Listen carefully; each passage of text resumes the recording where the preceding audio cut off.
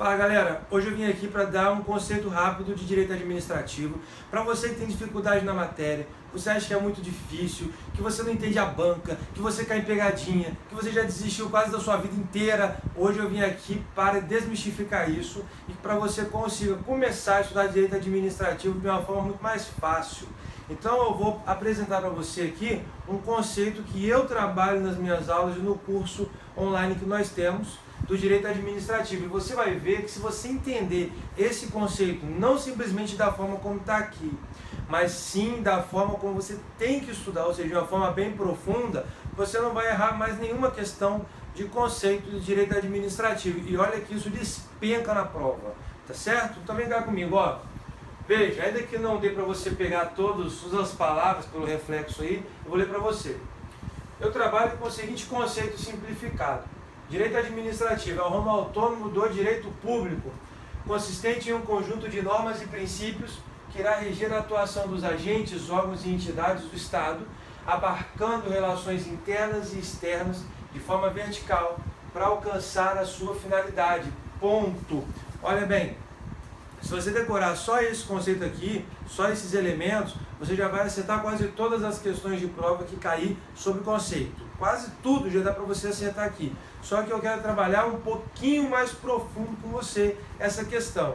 Então, todos esses elementos aqui, eu vou te dar algumas indicações de como você deve estudar. Se você entender isso aqui, ótimo. Você já vai estar com esse fundamento, com esse ponto do seu edital totalmente decorado e pronto para você fazer a prova e você vai para o próximo, tá? Vem cá.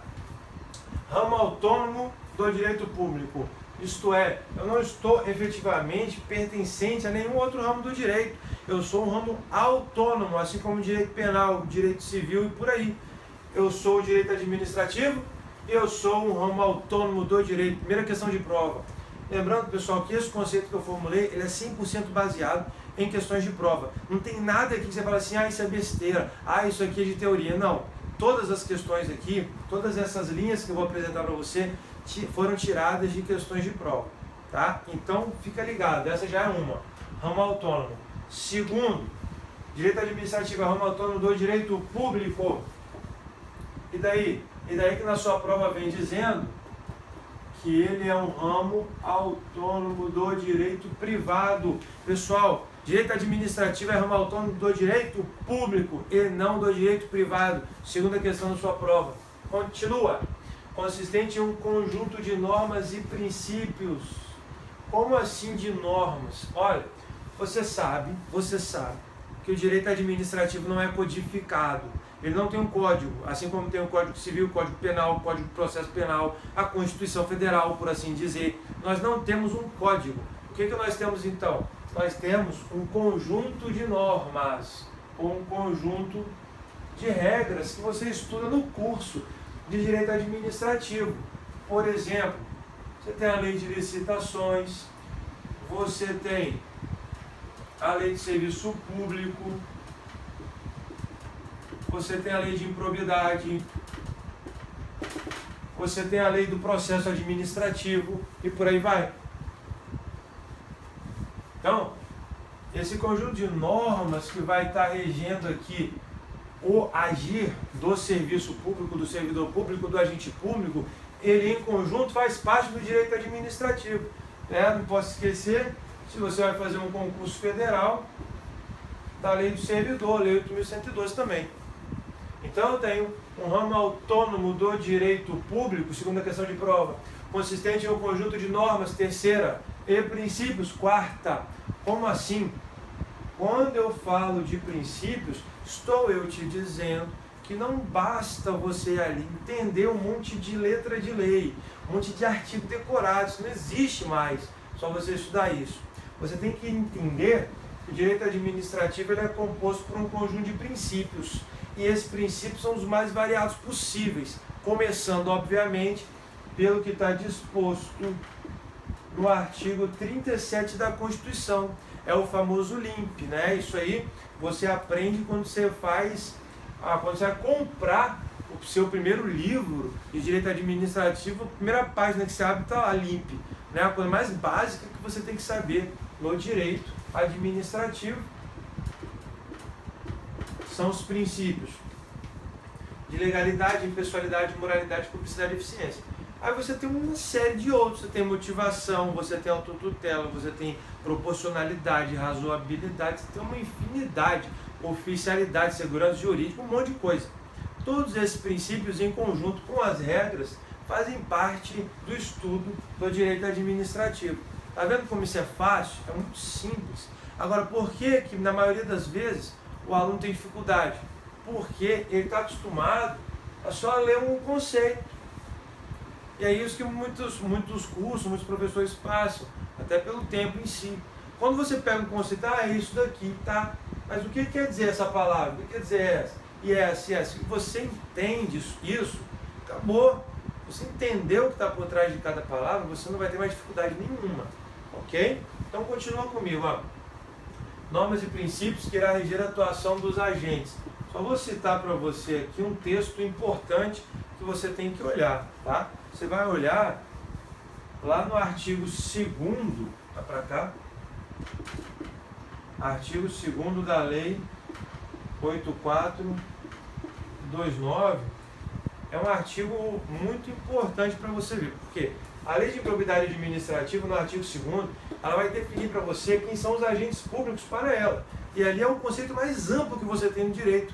Então ela vai falar, é agente público para fins de improbidade, que eu adoto aqui também, quem trabalha com remuneração, sem remuneração, por vínculo precário, definitivo, por nomeação, designação, contratação, ou seja, quase todo mundo que está trabalhando hoje em dia e tem alguma ligação com a administração pública, ele vai ser um agente. E como agente, presta atenção aqui, que como agente, ele vai ser regido pelo conjunto de princípios e de normas do direito público como um ramo autônomo, que eu chamo de direito administrativo. Acabou. Agora você está estudando direito. Agora você está entendendo por que o direito administrativo sempre está em concurso e sempre o edital é o maior. Por quê? Porque não são palavrinhas só, uma série de conceitos e de temas por trás disso aqui tudo. Ok? Então você tem agentes, já apontei para você, órgãos. O que são órgãos? Pessoal, sem entrar no conceito de organização administrativa, onde você vai estudar lá organização direta e indireta, concentração, desconcentração, centralização, descentralização e uma série de situações, eu quero conceituar para você que o órgão, ele é apenas, coloque aí no seu caderno se você quiser, ele é apenas um centro de competência despersonalizado. O órgão é um centro de competência despersonalizado. Então eu vou simplificar aqui. É um centro de competência despersonalizado. O que isso quer dizer? Ele não tem personalidade jurídica. Ponto final. Ele não tem personalidade jurídica. Acabou. Se ele não tem personalidade jurídica, ele não é uma pessoa, concorda? Ele não é uma pessoa. Mas quem é então a pessoa? Isto é, o órgão ele vive sozinho? Não. Ele tem que pertencer a alguém. E esse alguém é uma outra pessoa, né, por assim dizer, é uma pessoa que vai estar também sendo regido pelo direito administrativo. A gente chama de entidade. A gente vai chamar de entidade. E essas entidades aqui, elas podem ser da administração direta ou da administração indireta. Elas podem ser da administração direta ou indireta. Como assim? Na administração direta você tem entidades ou pessoas? Tem. A União, os Estados, o Distrito Federal, os municípios são entidades da administração direta. E na administração indireta, eu tenho entidades? Tenho também. Lá você tem fundação, autarquia, empresa pública e sociedade de economia mista. Tem mais alguma entidade lá na administração indireta? Não. Ah, professor, mas eu já... Não. Mas não tem. Como é que você afirma isso? Simples. Vai ler o artigo 37, inciso 19 da Constituição Federal. E lá você vai ver que a Constituição só fez a previsão desses 4. Então eu não posso falar em hipótese alguma que existe mais alguém na administração indireta, no aspecto formal, fora essas 4 que eu citei. Então você tem entidades da administração pública, pessoal na administração direta e na administração indireta. Continua aqui. Do Estado abarcando relações internas. O que eu entendo por isso? Relações internas. O direito administrativo ele vai falar como que o Estado tem que se comportar em relação aos seus agentes, uma relação interna, como é que ela vai se comportar em relação aos seus bens, numa relação interna. Ou seja, o direito administrativo ele vai estar tutelando como que o Estado vai falar comigo, que estou fora da administração, vai, mas também ele vai estar tutelando ali como que ela, a administração pública, vai tratar os seus próprios agentes, o seu patrimônio, suas relações internas. Então isso já caiu em prova, o direito administrativo tutela relações internas. E aí você tem exemplo, Estado e agente. E externas. Externos já citei para você, eu posso colocar Estado e particular, por exemplo, e particular. De forma vertical. Como assim de forma vertical? Simples. Será que o Estado está na mesma relação hierárquica que o particular está com o outro particular? Se eu tenho um negócio jurídico com você, eu ou você, quem é que tem mais direito? Nenhum dos dois, porque a gente está numa relação horizontal. Agora, quando você coloca o Estado representando o interesse de todos, eu não posso falar que ele está numa relação horizontal. Ele vai estar numa relação vertical. Está numa relação vertical. Por quê? Porque o interesse público vem em primeiro lugar, o interesse privado em segundo. Por isso que a relação é vertical. Então você tem aqui interesse público,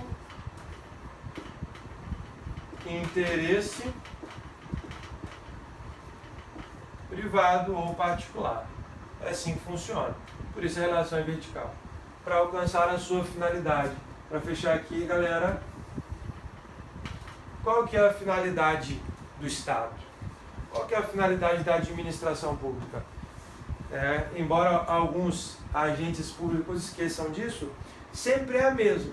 A finalidade da administração pública é alcançar o interesse público.